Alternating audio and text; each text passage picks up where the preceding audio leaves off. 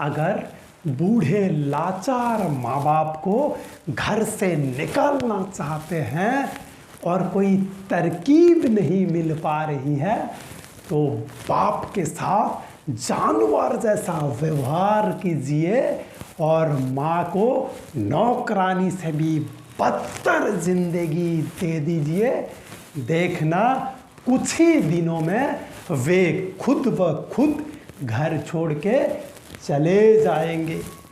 लेकिन याद रखना, ये कहानी कुछ वर्ष बाद आपके साथ भी दोहराया जाएगा। घोर तपस्या के बावजूद द्रौपदी को सर्वगुण संपन्न पति नहीं मिला, क्योंकि इस ब्रह्मांड में ईश्वर को छोड़ के कोई भी व्यक्ति सर्वगुण संपन्न है ही नहीं। इसलिए अपने पति में सभी गुणों को तलाशना बंद कर दीजिए और आपके कर्म के अनुसार जैसा भी पति आपको मिला है, आप त्याग और सहनशीलता से अपनी घर को स्वर्ग बना लीजिए, क्योंकि मोक्ष के दरवाजे यहीं से खुलता है। पति पत्नी का प्रेम चाहे विवाह से पूर्व रहा हो चाहे विवाह के बाद हुआ हो, कायम तभी रहेगा जब आप में समर्पण का भाव हो, ना कि एक दूसरे पर अधिकार जमाने की कोशिश। इस अद्भुत दुनिया में एक अजीब प्राणी रहती है जिनके साथ अगर बरसों पहले कोई सामान्य सा बुरा बर्ताव कर दे तो उसे इस जन्म में नहीं बल्कि अगली जन्म तक याद रखती है और समय समय पर उस बात को लेके महाभारत खड़ी कर देती है। आप भी जानते हैं उस प्राणी की नाम, जिसे पत्नी कहते हैं।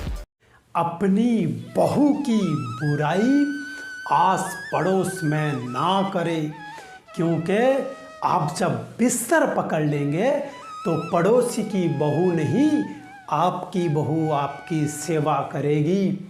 जब आपकी बेटी गलती करे तो आप उस गलती को छुपा देती हो, और बहू गलती करे तो सभी के सामने ढिंढोरा पीटते हो। ऐसा करने से परिवार संभरेगा नहीं बल्कि बिखर जाएगा। समस्या का समाधान इस बात पर निर्भर करता है कि हमारा सलाहकार कौन है। दुर्योधन शकुनी से सलाह लेता था और अर्जुन प्रभु श्री कृष्ण से। जिस प्रकार सांप केचुली और गिरगिट अपना रंग बदलना नहीं छोड़ता, ठीक उसी प्रकार छल कपट से भरा हुआ आदमी अपना स्वभाव कभी नहीं बदलता, चाहे उसके शब्द कितने भी मीठे क्यों ना हो। कहीं ना कहीं इंसानों को अपनी कर्म का डर है, नहीं तो गंगा पर इतनी भीड़ क्यों। अगर इंसान अपनी कर्म को समझ ले तो उसे धर्म को समझने की जरूरत ही नहीं है। पाप शरीर नहीं बल्कि विचार करते हैं, और गंगा विचारों को नहीं केवल शरीर को ही धोती है। घमंड किस बात का है मेरे दोस्त, मंजिल तो सबकी एक ही है।